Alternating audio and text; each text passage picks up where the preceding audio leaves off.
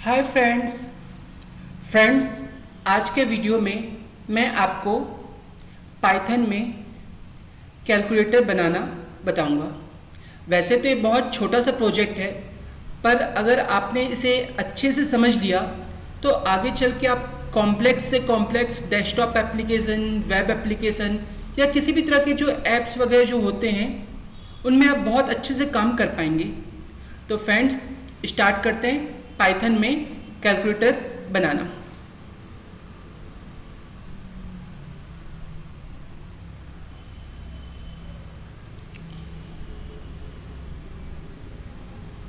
Just a minute friends. Okay, तो friends calculator अगर हम बनाना चाहते हैं तो हमें कुछ मॉड्यूल्स यूज़ करने पड़ते हैं। हम किंटर का यूज़ कर सकते हैं या क्यूटी का यूज़ कर सकते हैं। आज का जो प्रोजेक्ट है हम क्यूटी डिज़ाइनर की हेल्प से बनाएंगे। तो एक ओवरव्यू ले लेते हैं कोडिंग करने से पहले कि आज का हमारा एजेंडा क्या है। जैसा कि आप जानते हैं कि कैलकुलेटर एक बहुत ही इम्पॉर्टेंट एप्लीकेशन है जो नियरली हर पीसी, लैपटॉप या मोबाइल वगैरह में रहती है। तो आज हम एक बहुत सिंपल सा कैलकुलेटर बनाएंगे। हम इसे क्यूटी डिज़ाइनर की हेल्प से बनाएंगे। क्यूटी डिज़ाइनर जो रहेगा वो हमारा इंटरफेस बनाएगा और पाइथन से हम अपनी जो डायनेमिक कोडिंग जो रहती है वो हम करेंगे। इसके लिए आपको पहले से क्या पता होना चाहिए, जो प्री रिक्वेस्टें हैं वो क्या होनी चाहिए। आपको पाइथन अगर आप बिगनर लेवल पे हैं या इंटरमीडिएट लेवल पे हैं तो पाइथन में आपको जो उप्स के कंसेप्ट हैं वो अच्छे से क्लियर होने चाहिए। अगर आपके कंसेप्ट क्लियर हैं तो वेल एंड गुड, नहीं है तो आप हमारे जो प्रीवियस वीडियोस हैं इस सीरीज़ के वो देखिए और हमारे जो आने वाले आगे के वीडियोस हैं आप उन्हें भी देखिए। आपको पाइथन में जो कंट्रोल स्टेटमेंट वगैरह, स्ट्रिंग थ्योरी, ये सब आपको क्लियर है तो बहुत ज़्यादा हेल्प मिलेगी। अगर आपको पाइथन में मैजिक मेथड्स, डंडर मेथड्स के बारे में पता है तो बहुत अच्छी बात है। मैजिक मेथड्स या डंडर मेथड्स पर मैंने अभी तक कोई वीडियो नहीं बनाया है, पर मैं आगे आप लोगों के लिए वीडियो बना दूंगा अगर आपको लगेगा तो। क्यूटी डिज़ाइनर क्या है? क्यूटी डिज़ाइनर से बेसिकली एक लाइब्रेरी है जिसकी हेल्प से हम GUI यानी जो ग्राफिकल यूज़र इंटरफेस रहते हैं वो हम बना सकते हैं। ये इंटरफेस आप C++ या में भी यूज़ कर सकते हैं। पाइथन में तो हम यूज़ करते ही करते हैं।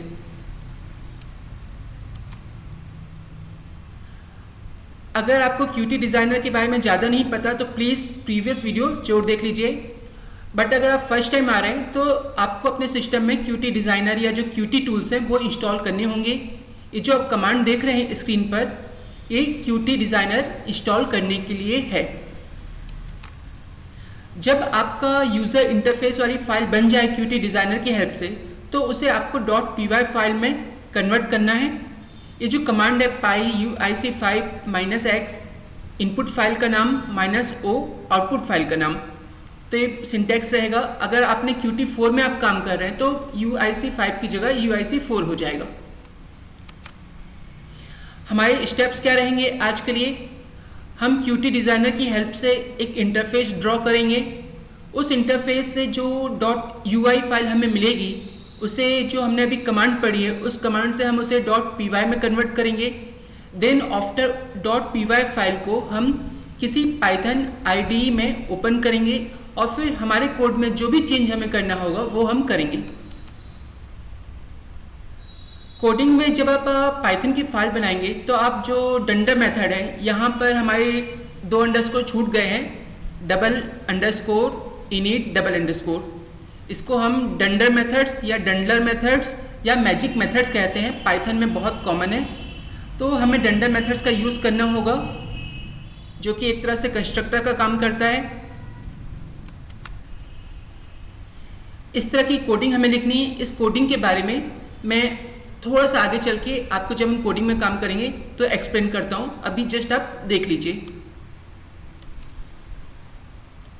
इस तरह से हमारी कोडिंग होगी डिफरेंट बटन के लिए। ठीक है, अब फ्रेंड्स पहले हम इंटरफेस ड्रॉ करते हैं, देन आफ्टर कोडिंग करते हैं। तो फ्रेंड्स स्टार्ट करते हैं। ओके, सबसे पहले आपके सिस्टम में QT डिज़ाइनर होना चाहिए। हमारे सिस्टम में ऑलरेडी है QT डिज़ाइनर, पूरे QT टूल्स हमारे पास हैं। मैं अभी लिनक्स का यूज़ कर रहा हूँ, लाइनक्स का यूज़ कर रहा हूँ, आप विंडोज़ में भी इसे यूज़ कर सकते हैं। ओके, हमारा QT ऑलरेडी ओपन है, तो जब आप फर्स्ट टाइम ओपन करेंगे तो इस तरह का इंटरफेस आपके पास आएगा। तो इस इंटरफेस में हमें कैलकुलेटर का इंटरफेस ड्रॉ करना है। तो आप किसी भी साइज की विंडो बना सकते हैं। मैं जो डिफ़ॉल्ट साइज है उस साइज की मेन विंडो बना रहा हूँ, ठीक है।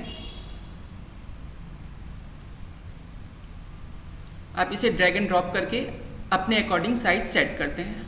अब आप देख रहे हैं लेफ्ट हैंड साइड में जो टूल्स का सेट है, आप इसमें ड्रैग एंड ड्रॉप करके यहाँ पर ला सकते हैं। ये कुछ वैसा ही है जैसा आप में से कईयों ने विजुअल बेसिक या विजुअल स्टूडियो या फिर जावा में स्विंग वगैरह का यूज़ करते समय किया होगा, ये कुछ वैसा ही है। तो मैं बहुत जल्दी ड्रैग एंड ड्रॉप करने की कोशिश करता हूँ। फ्रेंड्स, आपको स्टेप्स बहुत ध्यान से देखने हैं, क्योंकि आगे चल के आप जब कॉम्प्लेक्स डेस्कटॉप एप्लीकेशन बनाएंगे तो उसकी जो स्टार्टिंग है यहीं से होती है। कैलकुलेटर में 0 से लेके 9 तक के बटन होते हैं, plus minus multiplication division equal to,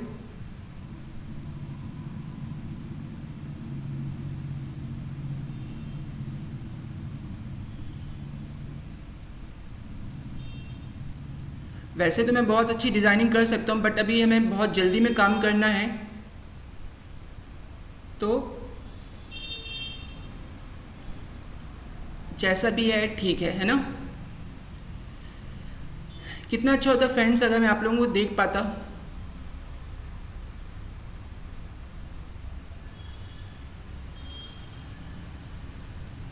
but आप लोग कमेंट करेंगे तो डेफिनेटली मैं कभी ना कभी आपको देख पाऊँगा, ठीक है। तो ये हमारे बटन्स हैं।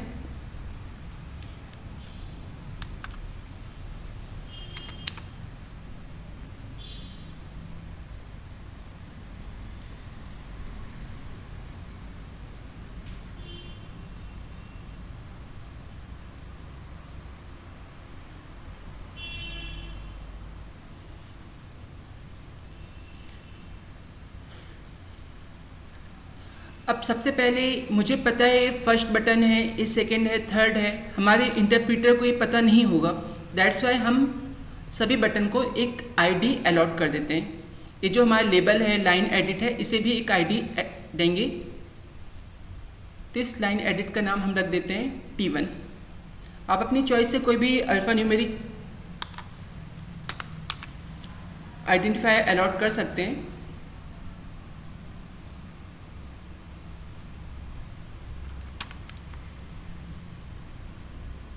B1,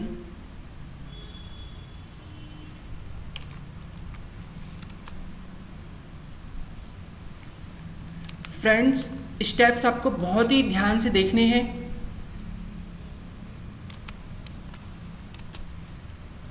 कुछ भी छूटना नहीं चाहिए, वरना आपको फिर और ज़्यादा टाइम लग जाएगा। अगर आपका वन टाइम कंसेप्ट क्लियर हो जाता है तो लाइफ टाइम हेल्प मिलती है उससे।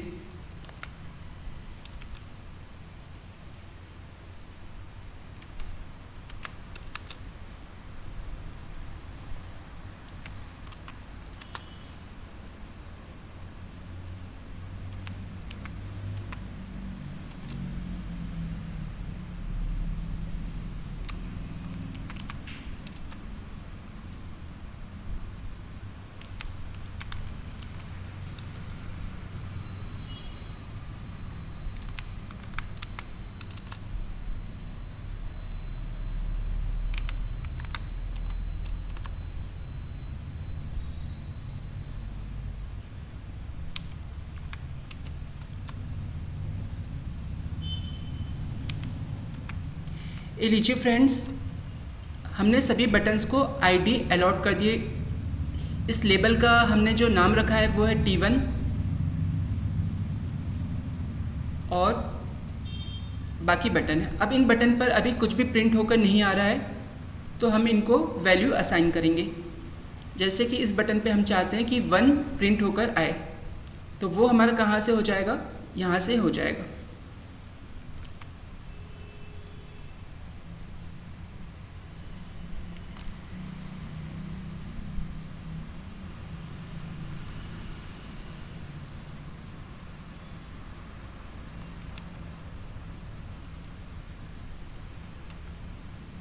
आप डायरेक्टली यहाँ से भी कर सकते हैं।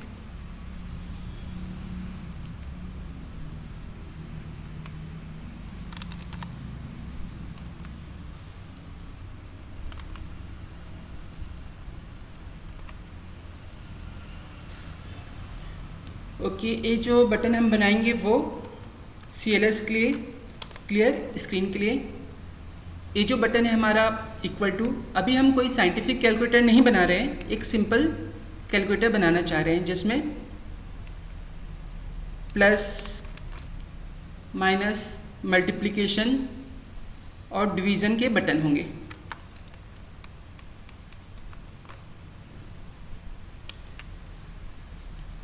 तो ये आपका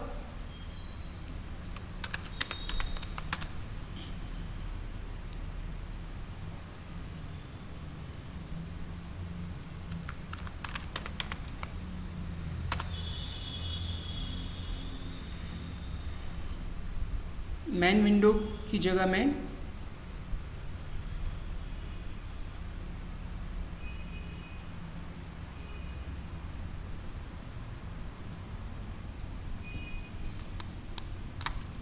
हम यहाँ पे बैकग्राउंड में काफ़ी कलर या इमेज वगैरह सभी कुछ ला सकते हैं या बहुत अच्छा डिज़ाइन कर सकते हैं, बट अभी हमें अच्छा डिज़ाइन नहीं करना है। अभी हमें सिर्फ एक ही हमारा कंसेप्ट क्लियर हो जाए।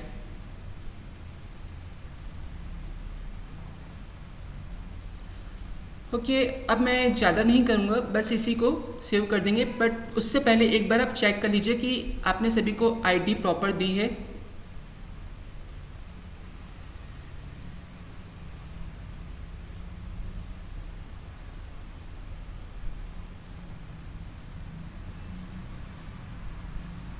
ठीक है, हमने सभी को आईडी प्रॉपर दी है। एक और काम आपको करना होगा।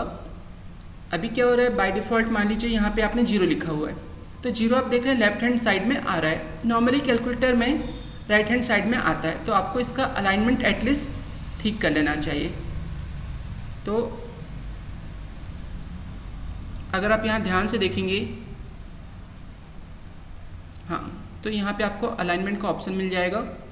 तो हम हॉरिजॉन्टल अलाइनमेंट जो है उसे हम राइट साइड में कर देते हैं। ठीक है, तो बाय डिफ़ॉल्ट यहाँ पे 0 प्रिंट है। अब हम इस फाइल को सेव कर देते हैं। File, save as. ये जो फाइल है इसे आप किसी भी नाम से सेव कर सकते हैं। मैं इसे डेस्कटॉप में मैंने एक फ़ोल्डर बनाया है, यहाँ पर मैं KLC के नाम से सेव कर रहा हूँ, KLC.ui। अब हमारा जो QT डिज़ाइनर का जो काम है वो कंप्लीट हो गया।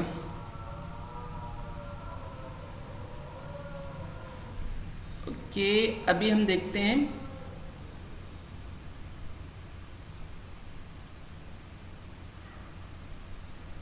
ओके, ये KLC.ui फाइल है। अब इस फाइल को हमने .python फाइल में कन्वर्ट करना है। तो आप बिना कन्वर्ट के भी काम कर सकते हैं, बट आपको फिर एक्स्ट्रा टाइपिंग करनी होगी। दैट्स वाई मैं कन्वर्ट कर देता हूँ आपके लिए। आप भी अपने सिस्टम में कर सकते हैं। बस आपके सिस्टम में जो QT टूल्स हैं वो इंस्टॉल होने चाहिए। अगर इंस्टॉल नहीं है तो आप मुझे प्लीज़ कमेंट सेक्शन बताइए, मैं एक सेपरेट वीडियो बना के आपको स्टेप बाय स्टेप इंस्टॉल करवा दूंगा। PyUIC5 -x इनपुट फाइल का नाम -o आउटपुट फाइल का नाम आप जो भी नाम यहाँ देंगे उस नाम से फाइल जनरेट हो जाएगी इस पर्टिकुलर लोकेशन पे। तो आप देख रहे हैं एक calc.py फाइल जनरेट हो गई है। अब मैं इस फाइल को स्पाइडर आईडी या पाईचार्म या किसी दूसरी आईडी में ओपन कर लेता हूँ। तो हमने ऑलरेडी स्पाइडर ओपन किया हुआ है। स्पाइडर में जाकर हम उस फाइल को ओपन कर लेते हैं। स्टॉप, हाँ, calc.py।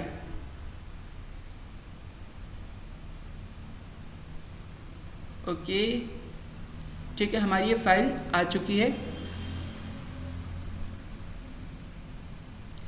थोड़ा सा हम इसे इंस्पेक्शन कर लेते हैं इस फाइल को। इस फाइल में काफ़ी सारा कोड जनरेट हुआ है आपका।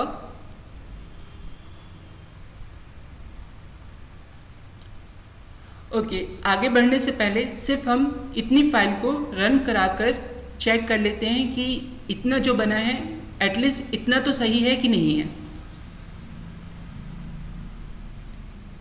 तो मैंने रन बटन पे क्लिक किया है।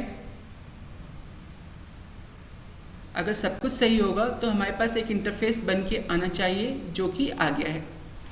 अभी जो इंटरफेस तो हमारा बन चुका है, कांग्रेट्स फर्स्ट स्टेप कंप्लीट। तो ये जो हमारा फर्स्ट स्टेप कंप्लीट हुआ है ये अभी अधूरा है, क्योंकि आपके कोई भी बटन वर्क नहीं कर रहे हैं अभी। तो अब हम बटन्स पर वर्क कराएंगे। तो फ्रेंड्स, अब हम कोडिंग सेक्शन स्टार्ट करते हैं। कोडिंग सेक्शन में सबसे पहले तो आप यहाँ पे जो अपना इनिट मेथड है उसे इनिशियलाइज कर लीजिए। ये बहुत ही ज़्यादा काम का मेथड है।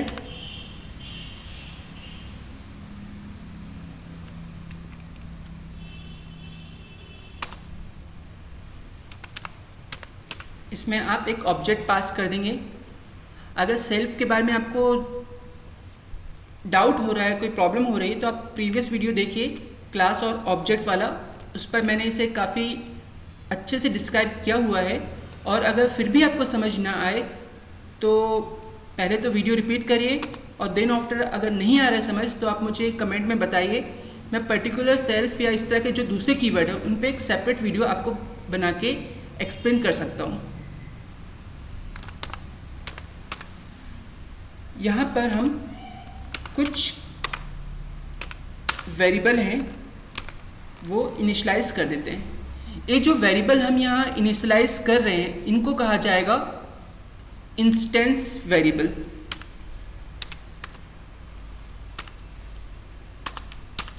तो अभी हम कुछ वेरिएबल जस्ट कर दे रहे हैं। हो सकता है बाद में हमें इनकी रिक्वायरमेंट पड़ जाए और हो सकता है ना भी पड़े।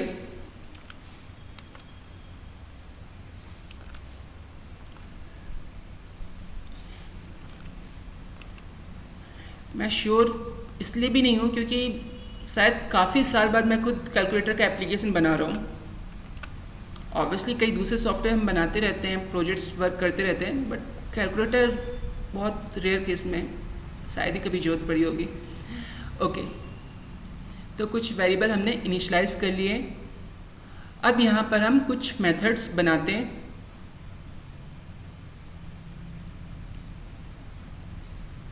फ्रेंड्स, बहुत ध्यान से आपको स्टेप्स देखने हैं क्योंकि बहुत इम्पॉर्टेंट है। अगर आपको अभी एक कंसेप्ट क्लियर हो जाएंगे तो आगे कोई इशू नहीं जाएगा। इंडेंटेशन का ध्यान रखना है आपको।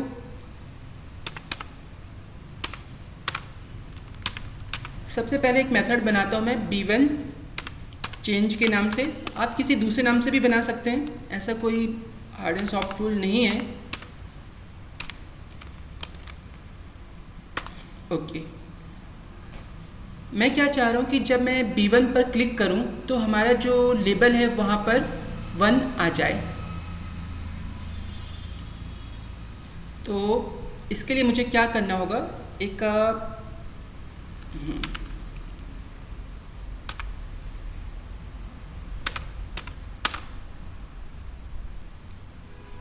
C1 और हमारे लेबल का नाम है T1, उसे सेल्फ के साथ हमें कॉल करना होगा, सेल्फ डॉट T1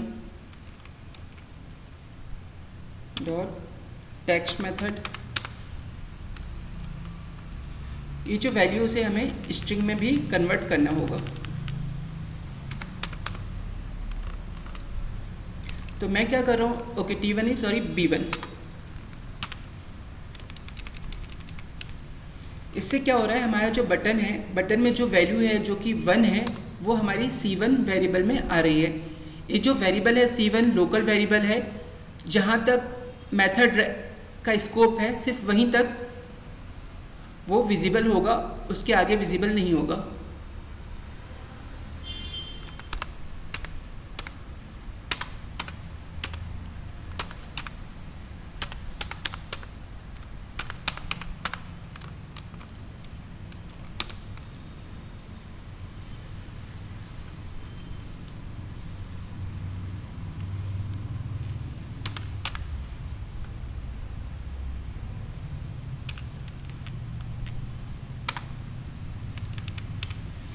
ओके तो ये कोड मैंने बटन B1 के लिए लिखा। इस कोड से जो मैं एक्सपेक्ट कर रहा हूँ, ऐसा होना चाहिए कि जब मैं बटन पर क्लिक करूँ, B1 पर क्लिक करूँ, तो B1 में जो वैल्यू है वो C1 वेरिएबल में आनी चाहिए। देन आफ्टर वह वैल्यू T1 जो कि हमारे लाइन एडिट या लेबल का नाम है, उस पर जाकर सेट हो जानी चाहिए। तो हम पहले इतना रन करा कर चेक करते हैं। 1 नहीं आ रहा है, ओके। एक छोटी सी माइनर मिस्टेक हमने कर दी, मेथड हमने बना लिया है। अब इस मेथड को हमें बटन से कनेक्ट करना है।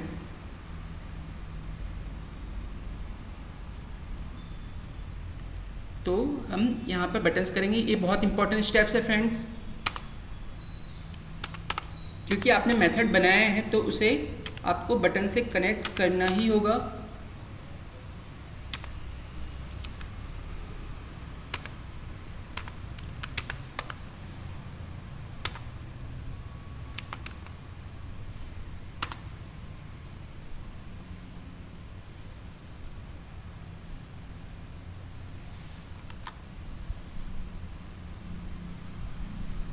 यहाँ हम जिस मेथड से कनेक्ट करना चाह रहे हैं उस मेथड का नाम,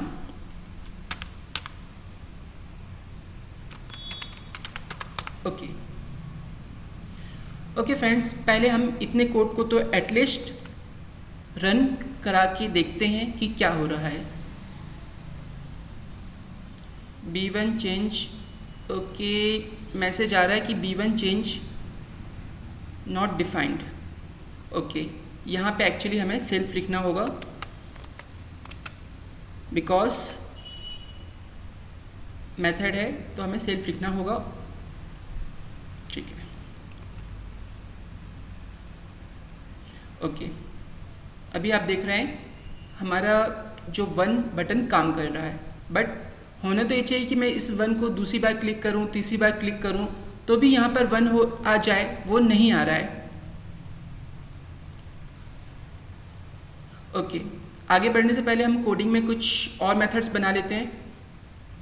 जस्ट लाइक जो B1 है उसके जैसा एक और मेथड बनाते हैं जिसका नाम रखते हैं B2।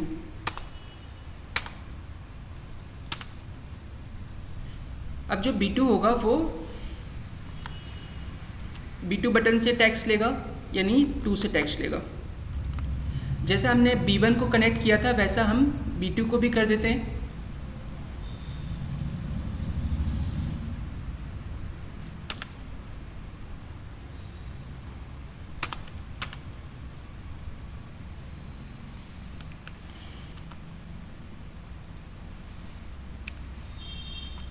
ठीक है, अभी फ्रेंड्स सिर्फ इतना कोड रन करा के चेक करते हैं। 1 तो वर्क कर रहा था, 2 भी वर्क कर रहा है, 1 भी वर्क कर रहा है, बट फ्रेंड्स कैलकुलेटर ऐसा तो नहीं होता, आप भी जानते हैं कि कम से कम ऐसा तो नहीं होना चाहिए। तो हमें जो आगे करना है उसके लिए हमें कोड को मॉडिफाइड करना होगा। अब हम चेक करते हैं कि क्या मॉडिफिकेशन किए जा सकते हैं। ठीक है, अब यहाँ पे हम अपने लॉजिक लगाएंगे।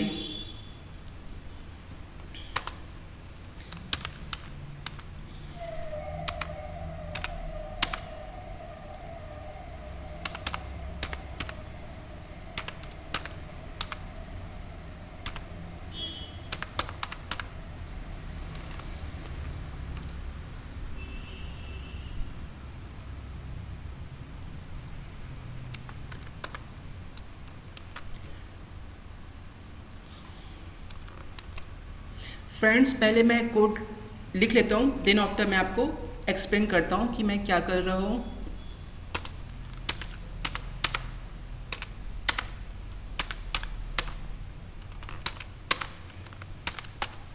ठीक है फ्रेंड्स,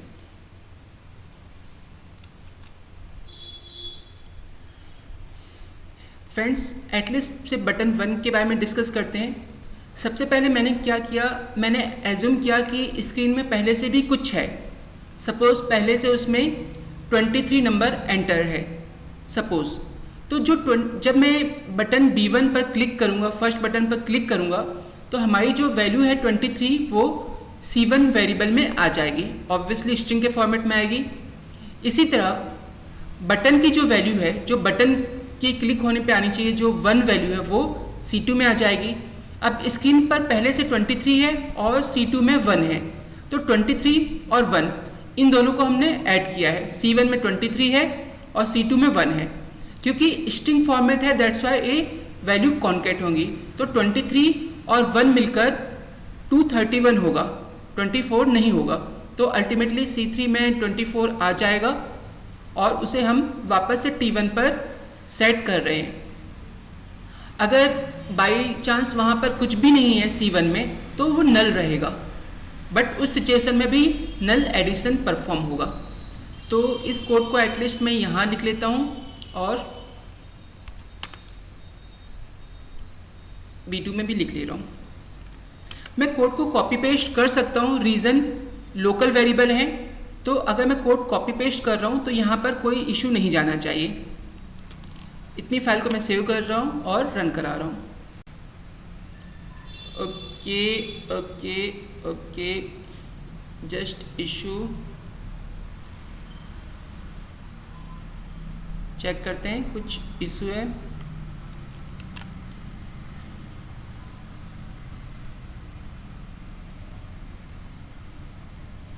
ओह सॉरी, यहाँ पे आप देख रहे हैं C3 है। तो इस तरह की मिस्टेक्स कॉमन है।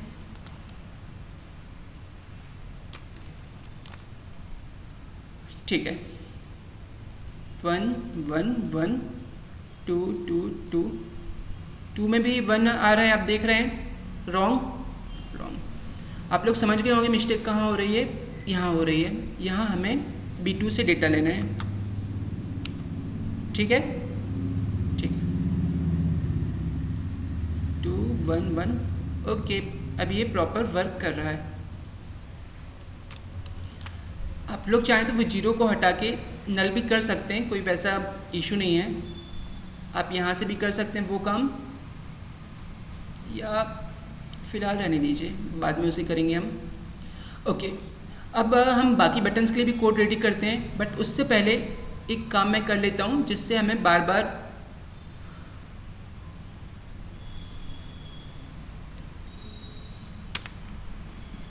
ऑब्वियसली टोटल हमारे 16 बटन है, तो हमें 16 बटन के लिए कोड लिखना है।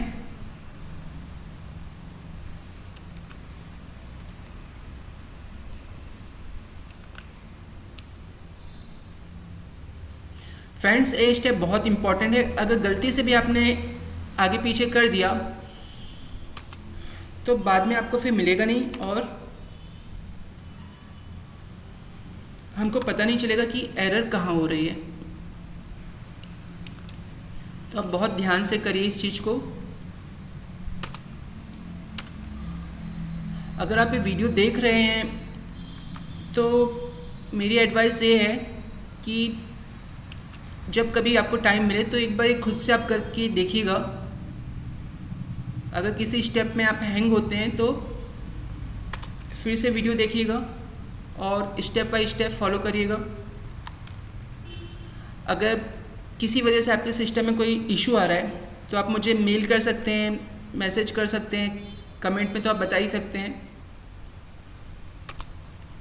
तो या तो मैं खुद या जो मेरे टीममेट्स हैं, कोई ना कोई आपकी हेल्प जरूर करेगा।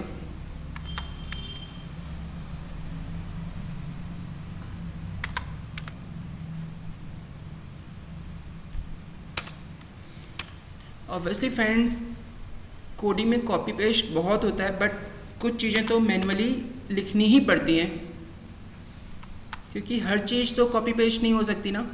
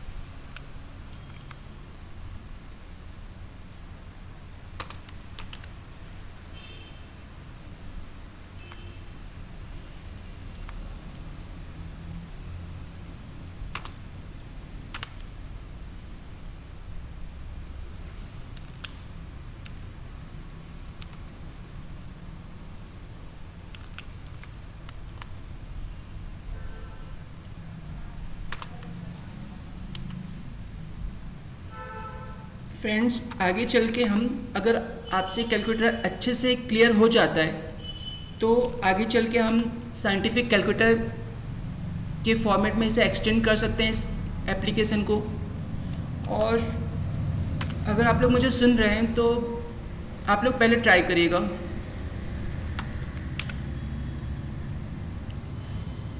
दैट मीन्स मेरी जो कमिंग वीडियो है मे बी वो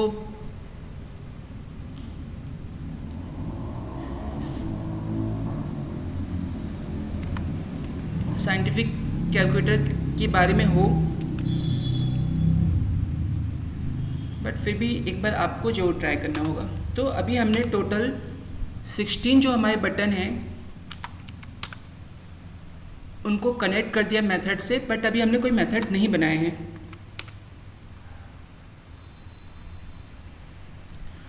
अब B1 और B2 जैसे हमने मेथड बनाए हैं वैसे हमें कुछ और मेथड्स बनाने होंगे, सभी बटन के लिए सेपरेट मेथड होंगे।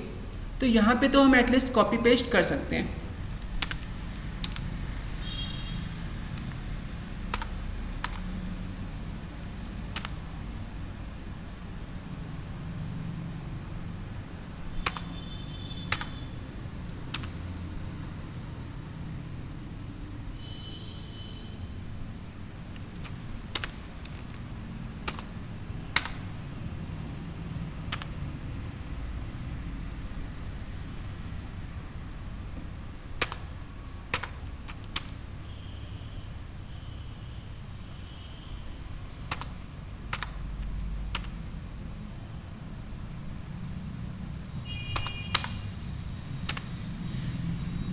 अभी हमें बाकी की कोडिंग एडिट करनी है।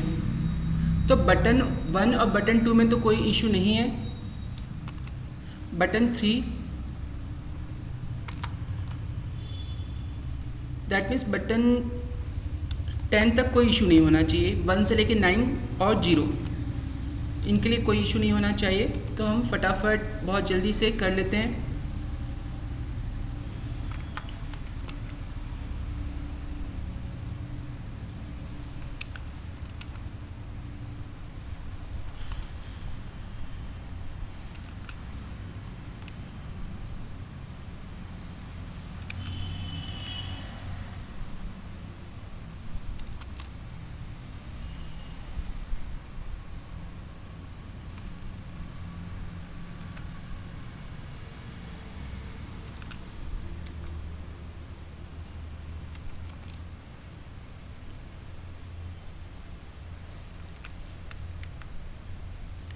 फ्रेंड्स, बहुत ध्यान से चेंज करना है,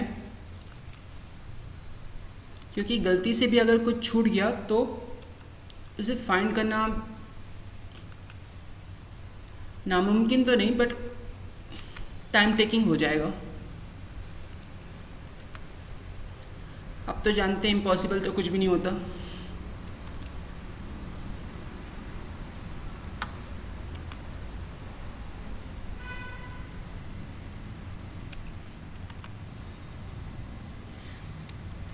जो बटन 10 है वो बेसिकली 0 के लिए था,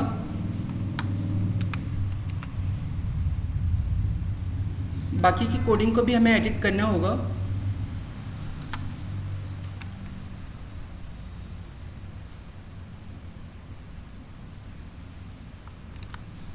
बट अभी हम इसमें ज़्यादा चेंज नहीं कर रहे हैं। पहले हम एटलीस्ट चेक कर लेते हैं कि हमारे जो 0 से लेकर 9 तक के बटन हैं वो प्रॉपर वर्क कर रहे हैं या नहीं।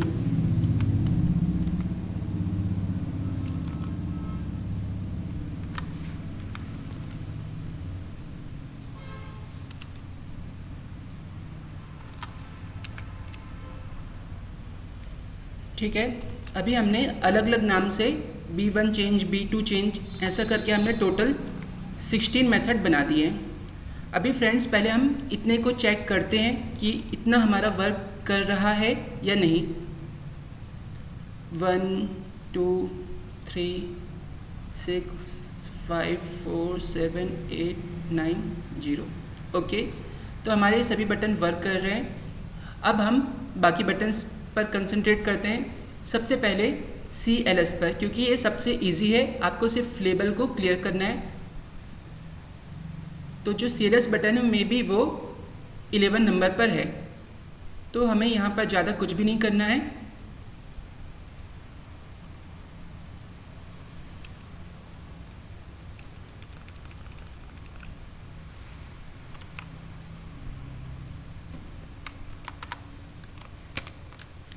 ओके, सिर्फ इतने से काम हो जाएगा। चेक करते हैं 1 2। ओके, ये वर्क कर रहा है, प्रॉपर वर्क कर रहा है। ठीक है, अब 12 हो गया। अब हमें 13 जो कि प्लस बटन के लिए है, 14 15 16, इन सब बटन के लिए हमें काम करना है। तो हम चेक करते हैं कि क्या कर सकते हैं। ओके, यहाँ पे हम फोकस करते हैं।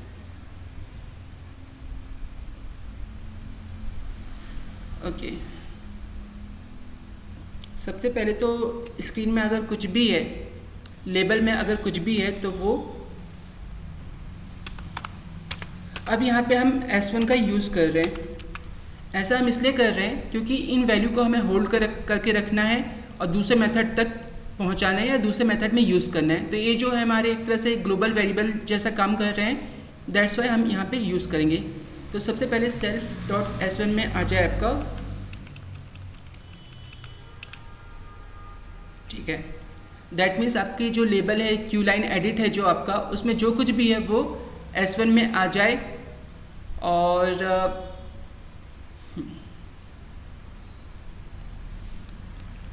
देन आफ्टर आपका जो लेबल है वो ब्लैंक हो जाए, खाली हो जाए। खाली होगा तभी तो हम दूसरी वैल्यू टाइप कर पाएंगे। और साथ में एक और चेंज मुझे चाहिए है, मेमोरी में स्टोर हो जाए कि plus, that means S2 variable की वैल्यू प्लस हो जाए। इतना हमें चेंज करना है। इसी तरह का हमें ये वैसे 13 बटन के लिए था, है ना, हमने कुछ कोई नहीं, 13 बटन जो है वो प्लस वाले बटन का नाम है, ID है। ठीक है, और इसमें भी वैसे ही रहेगा, बस ये माइनस हो जाएगा।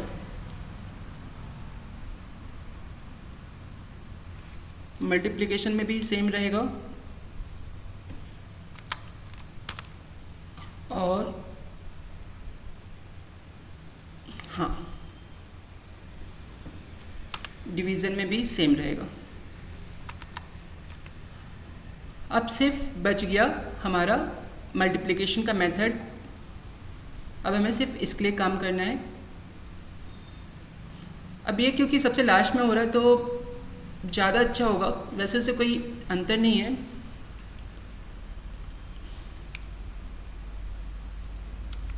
ठीक है, एक काम करते हैं, यहाँ पे इस कोड को एडिट करते हैं। अब इस कोडिंग में मुझे कुछ चेंजेस करने हैं। आपको ध्यान से देखना है मैं क्या कर रहा हूँ। सबसे पहले जो भी वैल्यू लेबल पर है उसे आपको एक्सेप्ट करना है।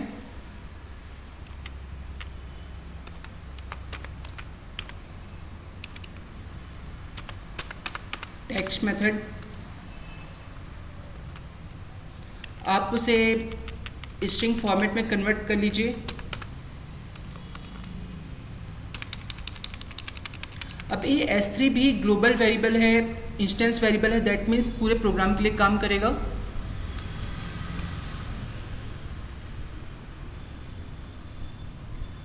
ओके, अब यहाँ पर आपको कुछ चेंजेस करने हैं।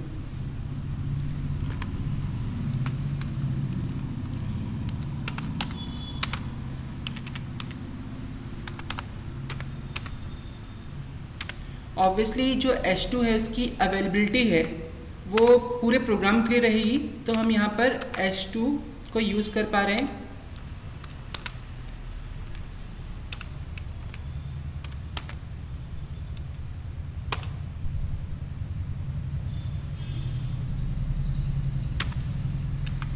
I1 अगेन एक लोकल वेरिएबल मैं ले रहा हूँ।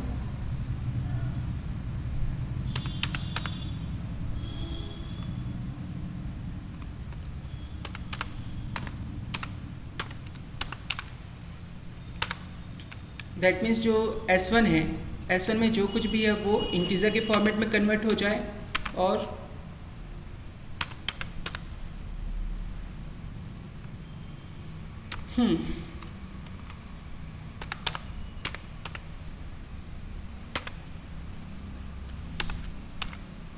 ओके, S3, इससे क्या होगा, S1 में जो वैल्यू जो हमने पहले यूज़ की थी वो, और जो अभी सेकंड वैल्यू, वो दोनों इंटीजर के फॉर्मेट में कन्वर्ट होंगी। आप फ्लोट भी यूज़ कर सकते हैं और I1 वेरिएबल में आ जाएंगी। अब इस I1 को हम सेट करा सकते हैं।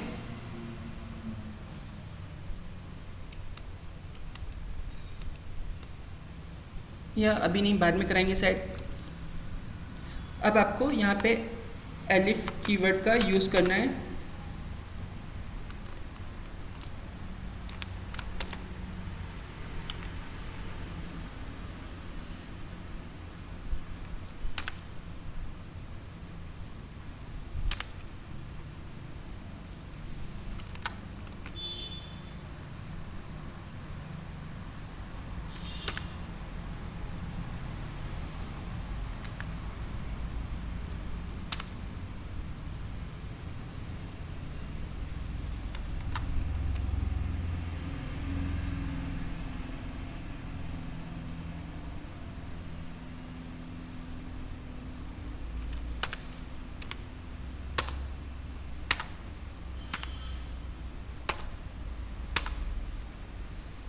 प्लस माइनस मल्टीप्लिकेशन और लास्ट में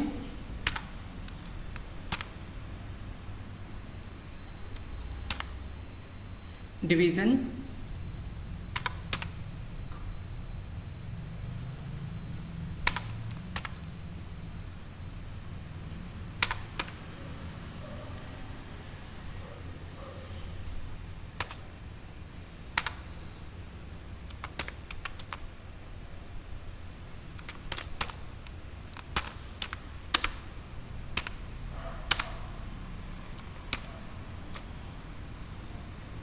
नल जीरो, आप इस तरह से कुछ भी ले सकते हैं, कोई ऐसा नहीं है। और आपके पास फाइनल कैलकुलेशन होने के बाद जो भी वैल्यू रहेगी वो I1 में आ जाएगी। अब आपको क्या करना है, इस I1 को जो हमारा लेबल है उसमें प्रिंट कराना है। Self dot T1 dot set text method का यूज़ कर रहे हैं हम, और यहाँ पे आपको लिखना है I1। आई होप फ्रेंड्स इतना कोड हमारा वर्क करेगा। चेक करते हैं। 12 प्लस 36, ओके, कुछ एरर बता रहा है, चेक करते हैं क्या एरर है। Okay okay okay,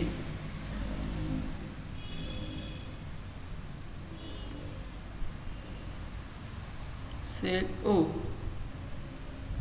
okay, just एक माइनस थी, एरर हमने कर दी थी, ठीक है। अभी अगेन हम चेक कराते हैं, इसे रन कराकर देखते हैं। 12 + 47। ओके फ्रेंड्स, कांग्रेट्स, वर्क कर रहा है। फ्रेंड्स, मुझसे तो बन गया है, बट मुझे बहुत ज़्यादा अच्छा लगेगा अगर आप इसे खुद से बनाएं तो। ठीक है, तो फ्रेंड्स आज का वीडियो मैं यहीं ऑफ कर रहा हूँ। अगर आपको कोई भी डाउट है, कोई आपकी इंक्वायरी है, कुछ भी आपको पूछना है इस टॉपिक से, दैट मीन्स मेरी पाइथन, मेरी या जो हमारे जो टीममेट्स हैं उनकी लगभग जितनी भी मॉडर्न टेक्नोलॉजीज हैं, Python, Java, data science, machine learning, AI, IoT, basically हमारी जो टीम है रिसर्च में बहुत ज़्यादा इन्वॉल्व है। कई सारे प्रोजेक्ट्स जो हैं हम कर रहे हैं, डिफरेंट टाइप की, इवन जो अलग अलग गवर्नमेंट्स हैं उनके साथ भी हम काम कर रहे हैं। तो हमारी एक बहुत अच्छी टीम है। अगर आपको टेक्नोलॉजी से रिलेटेड कोई भी डाउट है तो प्लीज़ आप हमसे पूछिए और हम जहाँ तक हो सकेगा उसे सॉल्व करने की कोशिश करेंगे आपके डाउट को। तो friends, thank you. Please channel को सब्सक्राइब जरूर करिएगा और अपने जो रिव्यूज़ भी बताइएगा कि आपको क्या इम्प्रूवमेंट की रिक्वायरमेंट है। Okay friends, bye.